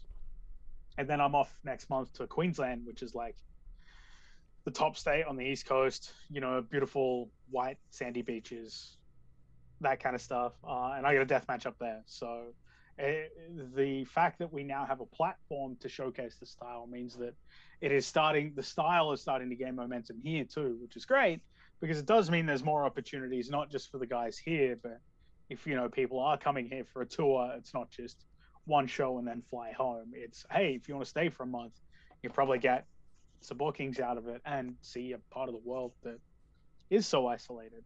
But on the flip side, yeah, to continue to grow both the brand DMDU and to continue to grow the brand of myself as the wrestler, I got to do a little bit of traveling. So, World Tour, DMDU. When, what, if you could scope out a timeline? I know it's not. If we're looking does it happen by 2030? You think? World Tour. Yeah, by 2030. Yeah, God. I don't even want to think about how old I'll be, how long I'll be wrestling if I'm still going in 2030. Yeah, I think it can happen. The pandemic obviously slammed the brakes on everything, but it was all starting to happen for a lot. Like, we had some talks about coming to the US and doing some stuff as a company. It's still on the cards. It's just a matter of when. And again, it's all money. Yeah. Like, we're not drawing 1,500 people a show, where we've then got 10 grand spare to fly 4 people to America to do a tour. You know what I mean? It's just not there yet, but it's doing stuff like this. More people watching us on IWTV. We do get a kickback from every hour that is seen on IWTV. It's not heaps, but it's enough for us to like get our DVDs made, and then we can sell them, and that's a bit more cash. Do you know what I mean? And then they go into getting the t-shirts made, and then that's a bit more cash. So it does start to snowball. So little things like, yeah, like watching us on IWTV, or telling other people to watch us on IWTV, or buying a T-shirt off Deathmatch Worldwide, all that kind of stuff helps. But yeah, like the plan originally was for the Dallas Mania weekend, the one gone. Um, but that obviously, like, the pandemic fucking put stop to that, or the one coming, the pandemic put a stop to that. And then LA is still the plan. I think the LA WrestleMania. We're looking at potentially doing something. A lot of things have to go right before then, obviously. But I know that's kind of penciled in as the big goal there. But like, yeah, like Game Changer had what? They've done 2 tours to Japan. They're looking at a third. Freedoms and DDT were looking for that WrestleMania weekend to come to Florida. Yeah. For the collective. It was starting to happen. So there's no reason why it can't happen for us too. We got to fly a little bit further, which is why the LA Mania actually works better for us. LA is next year, isn't it? 2023 I is think so. the LA Mania. Yeah, fuck, I hope so, because I definitely, if it's this year, I'm just definitely not happening. But yeah, like, all we can do is be optimistic and ask for as much support as possible. If people want us there, we can do it. Nothing is outside of the realm of possibility. We learned that when we started the company, because we went, when we started DMD, we were like, fuck, we'll be lucky if we draw 50 people. We didn't think anyone wanted to see this kind of shit. And through the amazing community of fans and talent and staff that we have, it's built really, really well. And like, we're drawing really good houses at the moment for the climate that we're in. So I'm really happy with that. But the more people who say they want to see us in a particular place, the more likely we are to kind of try and make it happen. We're not going to go into some random country that no one knows what death matches are. But if there are people in the US going, we want to see DMDU in the United States, it's doable. It's not outside of the realm of possibility. What we got to do is hire a ring and get everybody there. And like, that's about it. It's doable. Everything is doable. Like, for 2022, we're taking DMDU outside of Victoria, which is the state we're in. So for the first time, we're going traveling. We got 2 different states booked, a third coming, and we might potentially, touch wood, be going to New Zealand. So, man, that's year 2 for us. It's all doable, but we're going to New Zealand because heaps of fans over there are going, we would like to see DMDU here. No one does death matches in New Zealand. Come. Okay. So we're coming. If there's enough people in the US that want to see DMDU there, we'll make it happen. Yeah, that's fucking. I feel like there's been a crazy influx of people getting into death matches too, like throughout the pandemic, and then now where we're at, like it's a really it's a fucking awesome thing to see. It's crazy. It's a trip, man. Like, so here's a question I want to ask. I'm probably going to ask a couple of the wrestlers that I have on this show that are parents as well. Because I'm having a kid, soon as well. What's the age? What's the right age to let your kid watch death matches? Is there a right age? When all of us started watching death matches as young adults or as kids, I don't think our parents would have wanted us watching that. But it's all about setting expectations and explaining it. My thing with the death matches is you want to look like you're about to die, but you're not actually dying. Yeah. Wrestling is an art form at its, most pure. I still have shit to do the next day. I still have shit to do during the week. Even if I was doing it full time, the plan is to not die. So explaining all of that to my son when he's old enough to understand it, that's what I'll do. I'm not going to work my child. Do you know what I mean? Oh, and be like, yeah. oh, yeah, I almost died. But I'm also not going to be like, oh, yeah, it's tomato sauce. Like, it's just a scratch. That's fine. Promise. Yeah. But he's 8 weeks old now. So that conversation is still a while away. My other 2 kids who live in South Australia with their mum. Yeah, like we had the chat, and I said, look, it's just a scratch. I'm okay. I call them after my matches and say, hey, look, I'm fine. I'll show them. She's like, look, yeah, little hole. I'm okay. You had a worst cut on your knee falling off your bike this week. But it's for me, it's just setting expectations and explaining it. It'd be like sitting somebody down. It'd be like sitting an 8-year-old down in front of a Freddy Krueger movie Yeah. without telling them that it's a fucking movie. Yeah. They'd never want to sleep again, right? But if you explain to them it's all bullshit, they're probably gonna look at it. There's the difference between suspending their disbelief and them thinking that it's real. Yeah, that's a good way to put it. Yeah, I think I know wrestling is gonna be just on all the fucking time, around my kids, so they're gonna be exposed to it. But it's like I feel like so I was watching GCW the other day at my cousin's house, and he had his son we're all downstairs, everybody's eating, and then the main event comes on, and it just started, and it started getting a little crazy, and I noticed the kids were watching, and I was like, oh shit. I didn't, I'm like, hey, I'm not the parent. I'm not going to call it. I'm not going to just leave this shit on too and let them see it. So I remember I turned it off and I ran upstairs to the other TV. Like, all right, I'm going to go watch it over here right now. In the corner. I'm not going to, yeah, I don't want to deal with the hate from the family. Yeah, that's something I've been thinking about too. And it's just my kid, that makes sense.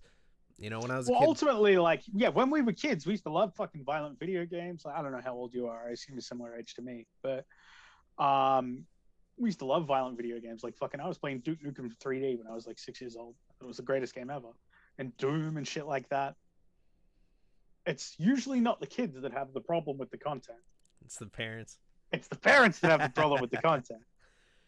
But now as parents ourselves, knowing that it was the parents that had the issue with the content, you could kind of reverse engineer it a little bit and sit down and go, okay, this isn't real.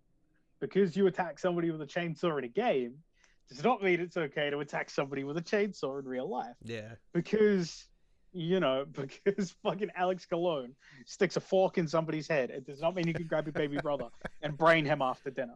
Yeah. Exactly.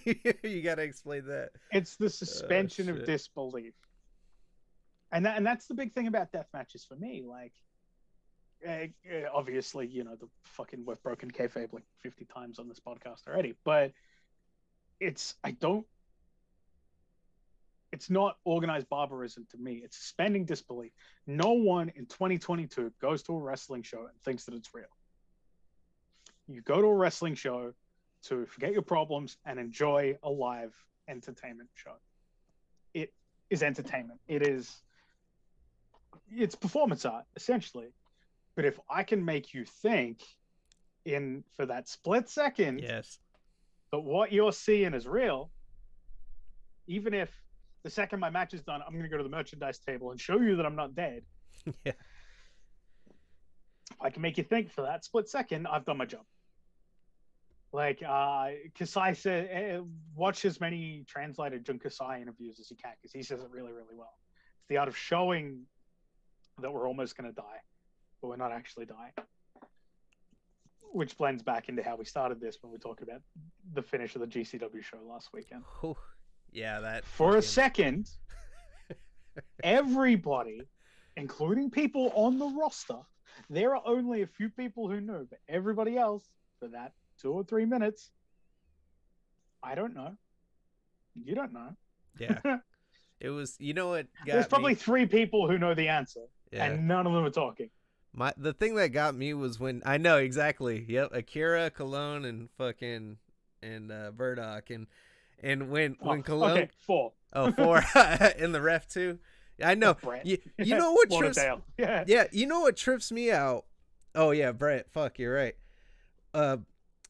The thing that trips me out, that in death matches, that really gets me is in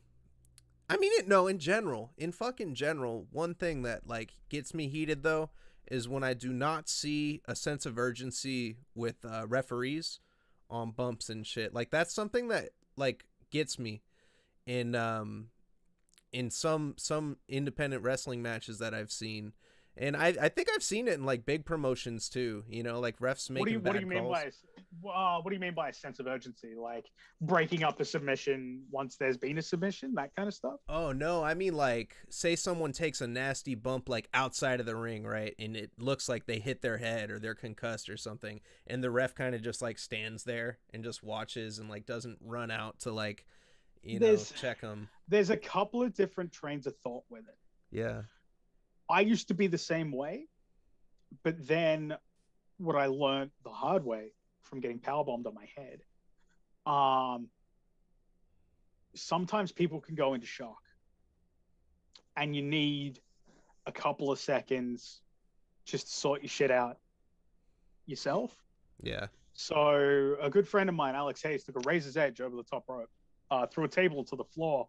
It was a very flimsy table, and it didn't do much. So he went through and landed like high and tight on his back and on his head on the concrete. And the ref went to go out straight after him, and the guy who gave him the power bomb said, "Give him a sec." I spoke to him after he came home that night. We were housemates at the time, and I said, "How are you feeling?" He's like, yeah, not great, but if you had a dove on him straight away, you think you're hurt. Yeah. If someone's on you immediately, you're like, fuck, am I dead? Oh shit. And you can have a panic. You can panic and go into shock. I've yelled at referees during death matches for the same thing, where they're like, "Holy fuck, oh my god," and I'm like, "Is there?" I'm like, I'm selling, and I've looked up and gone, "Is there a fucking problem?" And they're like, "No," and I said, "Well, then shut the fuck up, because if you're freaking out, I'm likely to freak out because you're not going to be the one who's dying. It's going to be me. Damn. Shut your fucking mouth." So sometimes you need, yeah, that little bit of time to just go, I can move my fingers, I can wiggle my toes, okay, I can move, I'm good. And then if someone comes out to you, you're like, hey, I'm okay. That 3 or 4 seconds is not going to be the difference if they are hurt.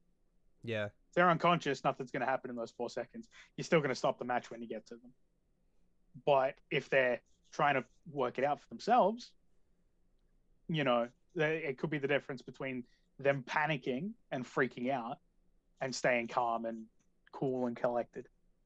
Damn. There is an argument on both sides, but Yeah. for me personally, like, every wrestler has the show must go on mentality. I like now that that's starting to go away, because it is bad for wrestlers' long-term health. Yeah. If, for example, there's a wrestler for DMD called Tyson Baxter. He's one of the best young talents out of Australia. He's just done his second ACL in 4 years. So he's out for a year. He did it in the opening spot of the match and finished the match. Mm-hmm. If you tore your ACL in a basketball game or a baseball game, or I don't know, name whatever American sport, you'd be off immediately. Yeah. Do you know what I mean? You'd be off. You wouldn't have to think about it. You wouldn't have to wrestle another 12 minutes or play. I'll play to the end of the half on a torn ACL. No fucking way. We all have the show must go on mentality. And it's bad for like our health, because if we're injured, then we should stop. But it's, I guess, yeah, kind of that self-diagnosis that sometimes takes a couple of seconds. And if everyone dives on you and thinks that you're dead, that's not great. Off topic, are you editing this? Just because I hear my dog going nuts, and he usually doesn't bark. Oh no, it's all good. You can go check. I'll here. Check Shit, this yeah, out. I got this yeah. Give me screen. nice. All right, yeah, perfect. I'll be back in a sec.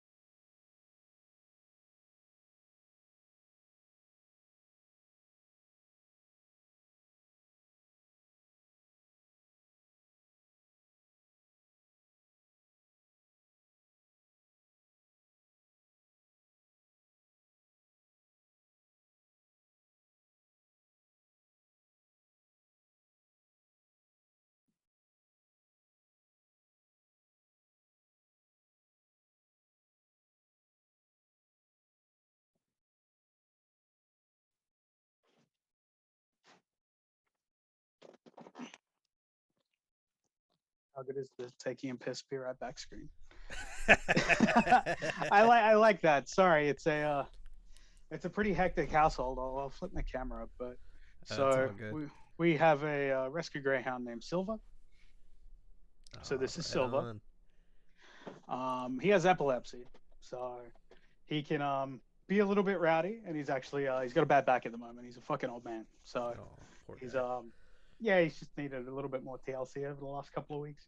So if I'm hearing him bark, I was like, oh shit, that might be a problem. And my wife is feeding my son down the back of the house. It's a bit of a crazy time at the moment. Right on, man. Yeah, I totally feel that. I love my pets and my fam too, and it's always like Except shit. when you lock your wife in the garage. I felt so bad. I was like, "Oh fuck," because my phone kept lighting up in my peripheral, and I'm like, "No, like not right now, not right now." And then I look, and I was like, "Oh shit, why is she calling me? She's in the other room. She knows what I'm doing." And then I see the text. Oh my god, that's fucked up. She's just sitting in there. I opened up the door. She was just sitting there smiling at me. She's like, "How's the show going?" I was like, "Fuck." Oh man. Oh, good. But yeah, man. So shit's crazy. Been a big year for you last year. Got a bigger year ahead of us. And you know, is there anything? How much time do you have? I don't want to keep you for too No, long. I'm cool, man. Like I said, it's the afternoon here. It's more you guys. This is your what, Friday night?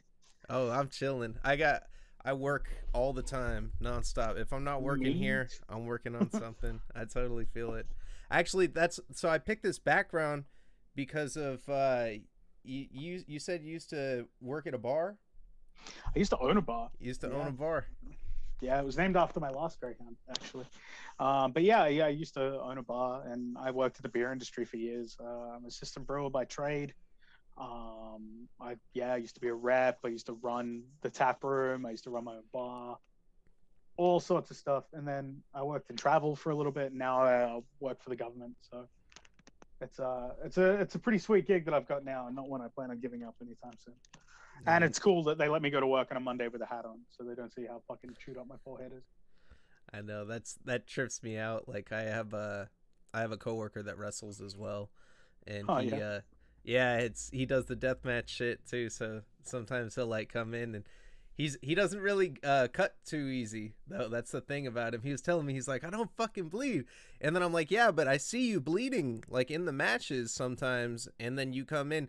He's like fucking Wolverine, man. His forehead just like is completely patched up like within 3 days. It's a total trip. Mine's usually pretty good. I'm lucky, like, except for the couple of big ones from the tournament, and the Yeah. top of my head and the back of my head got mangled in a match with Casanova that's on YouTube. The no ring death match we did. He grabbed me for a heel toss.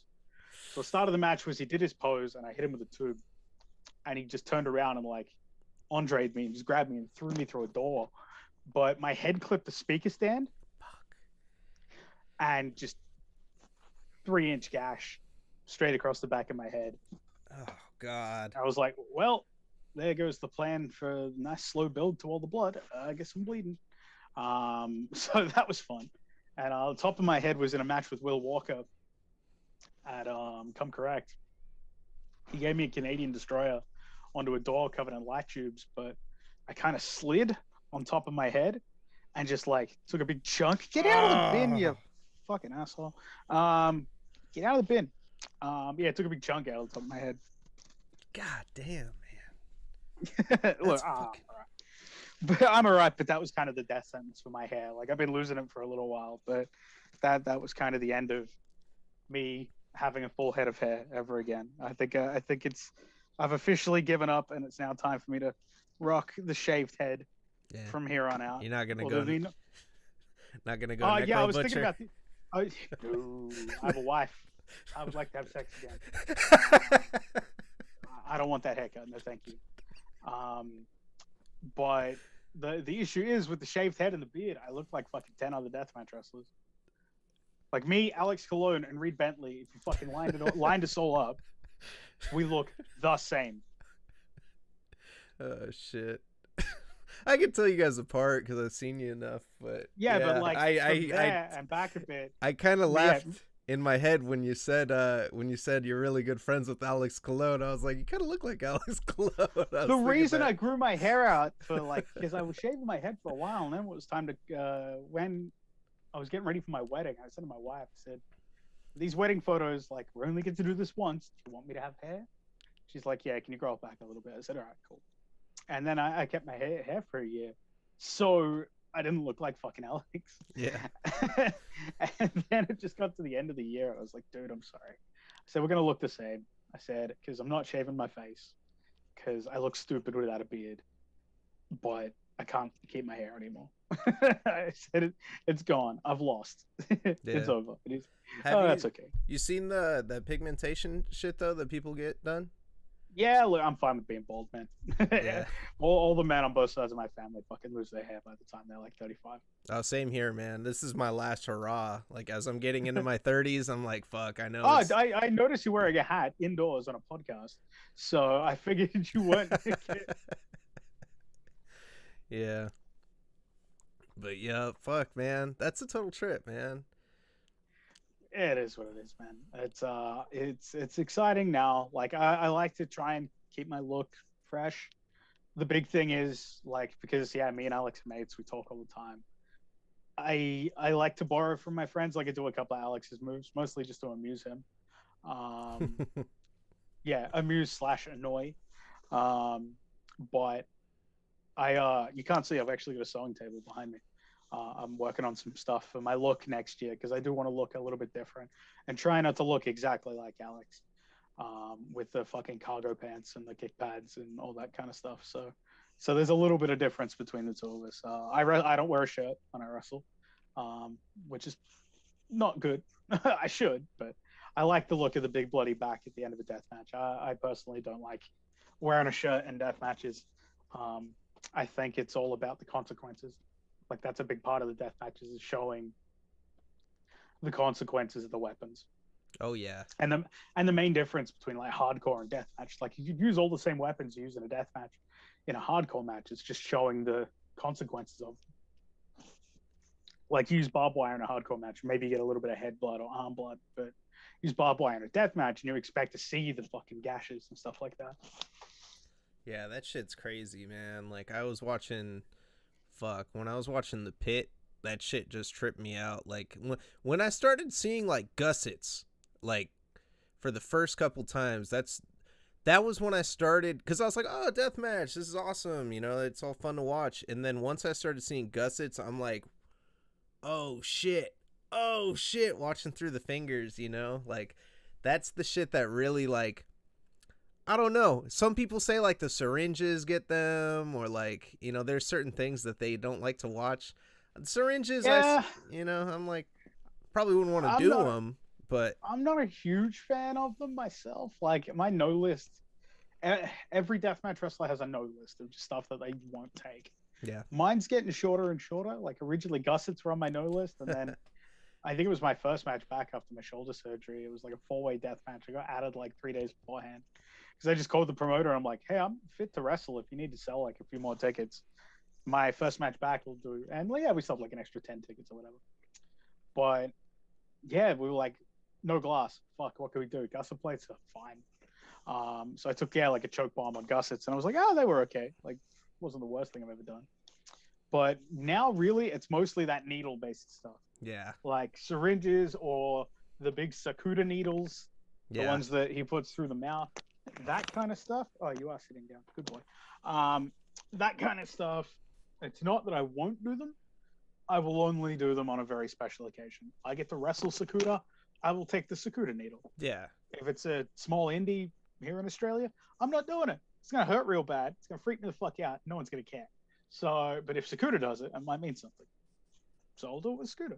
yeah, absolutely. Um, and like the big thing we haven't done in DMDU yet is fire. Mostly because the building we run is actually an apartment complex or a hotel. So we're in the basement, like it's a basement ballroom, and the building's like 20 stories high. So if we set off a smoke alarm, they could evacuate everybody.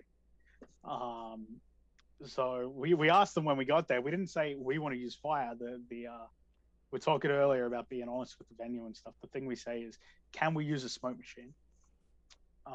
And they went, we don't think so. We don't think we can disable the smoke alarms in the ballroom. So if you use a smoke machine, you're going to set the whole thing off. And in the back of my head, I just went, okay, so I know we can't do fire. Yeah. So we're looking for a couple of outdoor venues because the original plan was always do 2 deathmatch tournaments a year. Because for the longest time in Australia, the only deathmatch wrestlers anyone knew were Crackerjack, Mad Dog, and Tournament of Hate. And Tournament of Hate is a backyard tournament. Yeah. If you all the highlight clips are on YouTube for TOH. TOH is fucking insane, man. Like, if you haven't seen it, once you get off this, go and watch all the highlight clips because super inventive spots, super crazy bumps. There's a few guys who ended up turning pro and really big names who were in those tournaments. I'm not going to blow up their spot. They were wearing masks. It was a different time. But they were fucking cool, man. Like, so many guys, like Will Ospreay used to watch TOH. Like, there used to be this massive backyard community. Oh, careful. There used to be this massive backyard community. And TOH was a big part of that. And it had like worldwide recognition. So we came up with Dream for our first tournament and the one that crowns the title. So we'll do Dream every year because I'm a Wu-Tang fan. But that tournament, you'll have to defend the belt the whole way through.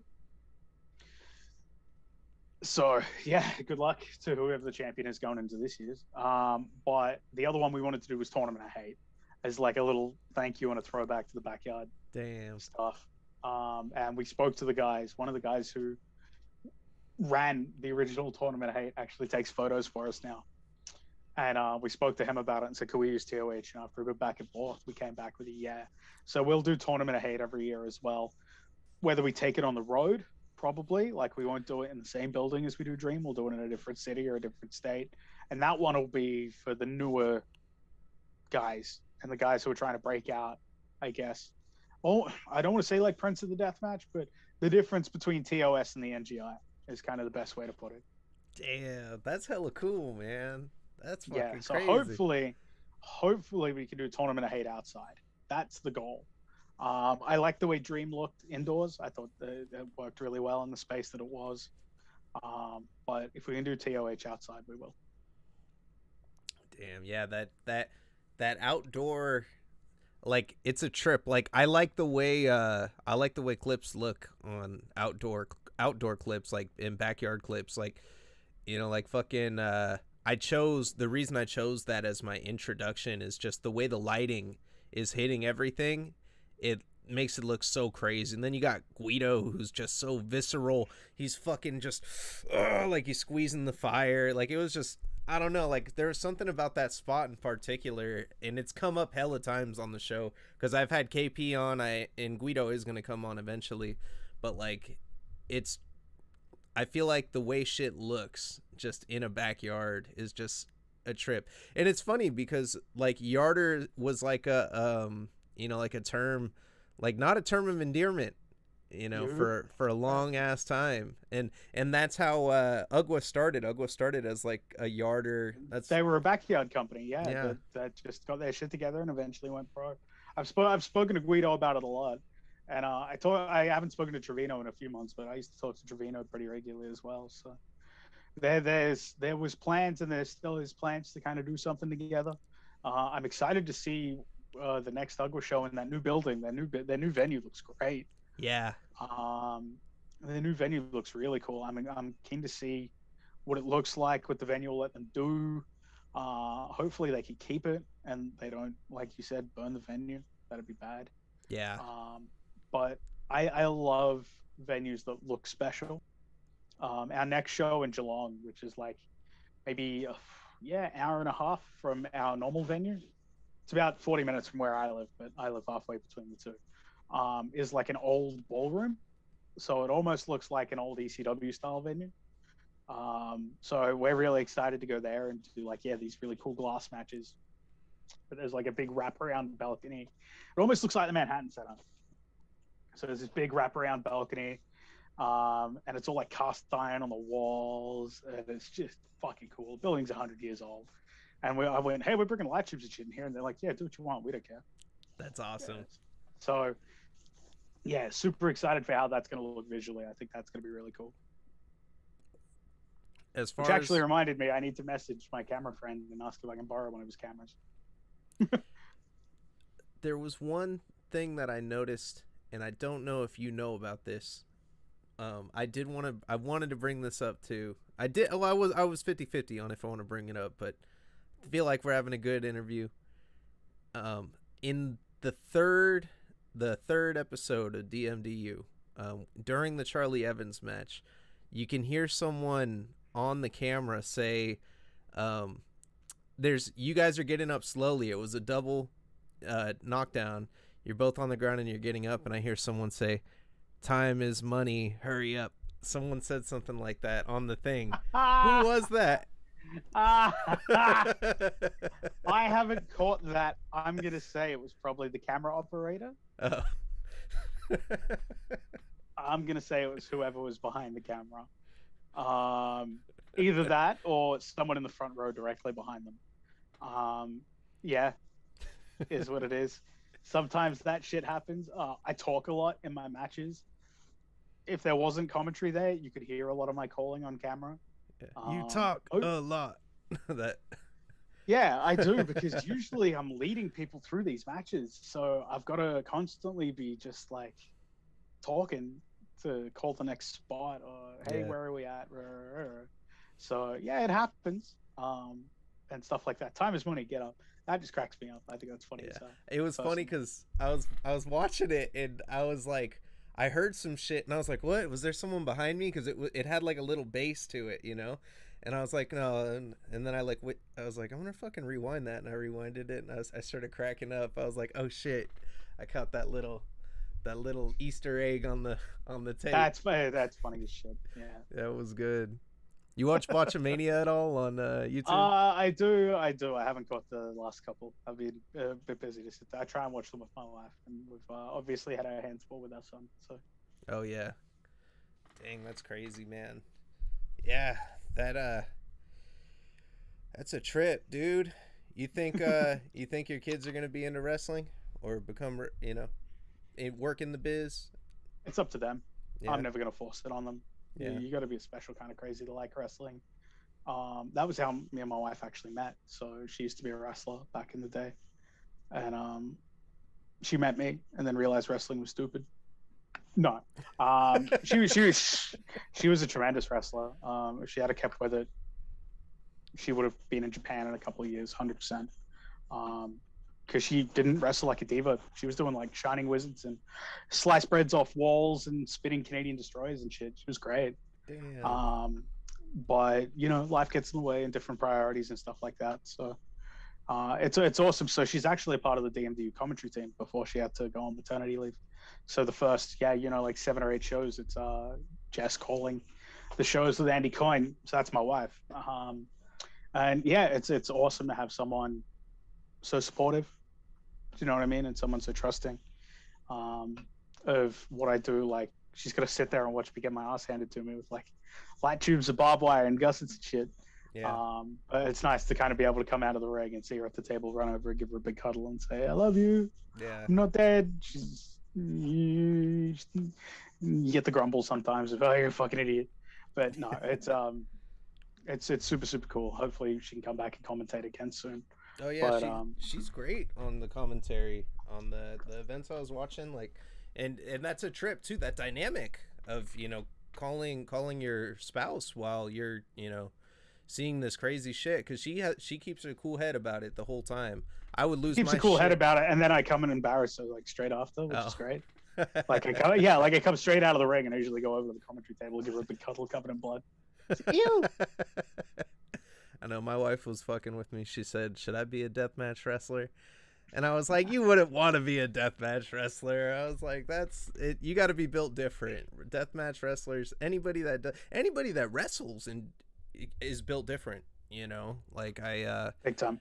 I say it all the time. Like the spots that people do have to be calculated. They have to be done right, and it takes a lot of dedication and practice to get there to do things safely, and then to be able to work with other people and, you know, being able to lead. Like, that shit is just, there's so much that goes into it that just trips me out. Like I say, and I a lot of people discredit, or not discredit me, a lot of people like disagree with me when I say this, but I feel like wrestling is more taxing on the body and more well, I probably not, but well, it's more taxing on the body, and it's more dangerous than MMA, because you get like MMA fighters that are doing like, you know, maybe 2-3 events a year. The rest is training. They can't get hurt in training, and that does happen with like sparring and stuff like that. But like, your whole thing in MMA is training to not get hit. When wrestling, You get more worn down yeah, in pro wrestling. I know what you're trying to say. You get more worn down through pro wrestling because, I mean, look at Murdoch's schedule. He wrestled, what, 173 times crazy. in 2021, and at least 50% of them is death matches, maybe more. So that's more than a death match a week. That's a lot. That's nuts. That takes a toll on your body. It takes a toll on your muscles. You don't have time to recover, so your immune system takes a hit. You got to try to make sure you don't get infections. You've got to, you know, make sure that you fucking keeping enough nutrients in your body so you've got enough blood. Iron, You can't right? lose. You got to Yeah, supplement iron and shit. That's what iron and sugar. Sugar's the big one. That's fucking crazy. Like, you have to do you have like a checker, like a iron checker, or like something that Nah, you just like I'll know if I feel faint or anything after a match. I haven't felt faint after a match before. It doesn't happen to me. I'm pretty good. I'm pretty good with like staying on top of that stuff. Like, I've got a kit that I take to shows. The older I get, the bigger my fucking gear bag gets. So I got to take more shit with me. So I got to take my foam roller to try and loosen up and all that kind of stuff. But I take like gummy bears and orange juice. Oh shit. So usually before I have my post match beer and like wind down, first thing I do if I've had a very bloody match is I come back, smash down a handful of gummy bears and a big, you know, and like chug an orange juice, just to kind of replenish what I've lost. Fuck. As quickly as I can. Look, that's what they give you when you go and donate blood. I assume it's Do you it donate wouldn't blood? be too dissimilar. I don't. My wife does. It's something I've been looking at getting around to for a very long time. Yeah. But I constantly get distracted. But I also probably drink too much, if I'm being honest, for them to want to take my blood. Yeah, I hear that. I know. I like almost donated blood one time, and then they're like, have you smoked weed?" And I was like living in Chico State at the time, you know, like over in college. I was like, "Oh yeah, like fucking, there's no way I could donate no blood." Like, fuck. Yeah, that's crazy, man. Well, you do donate blood in the ring, and that shit is that's it for entertainment, and that is fucking like, I commend you for that, man. That you guys really like. I cut my hand one time. I got wasted drunk, shit drunk. My fucking I drank like a whole bottle of Hennessy, and yeah, I turned into that guy that night. It was bad. And I went all the way to my house. I like got in an argument with my girlfriend, and she took off, and I didn't have a phone at the time. I had a tablet with a cracked screen, and I remember like right before I was gonna pass out, I was just like, and I punched my tablet, and then my whole hand just started bleeding like crazy, and I was like, I'm gonna die, I'm gonna fucking die. And then after like getting into deathmatch wrestling, I'm like, oh man, you guys would all think I'm a pussy, because I like never anything like that. We don't sit there and go, oh, you're a pussy or you're a wench. We know we're out of our minds. Like, we've made peace with the fact that we're fucking crazy, you dig? So we're never going to look down on people for that kind of stuff. And I'm sure you found, as you've gotten into deathmatch wrestling, like the deathmatch community is so open and welcoming. Yes. Because liking wrestling is fucking stupid anyway. Like, if you break down wrestling to some of its parts, it's really dumb. And then there's this subgenre that's even more stupid, because wrestling is watching people fake fight, and then you're watching people fake fight for stuff that really hurts them, but it's still fake fighting. Even more stupid.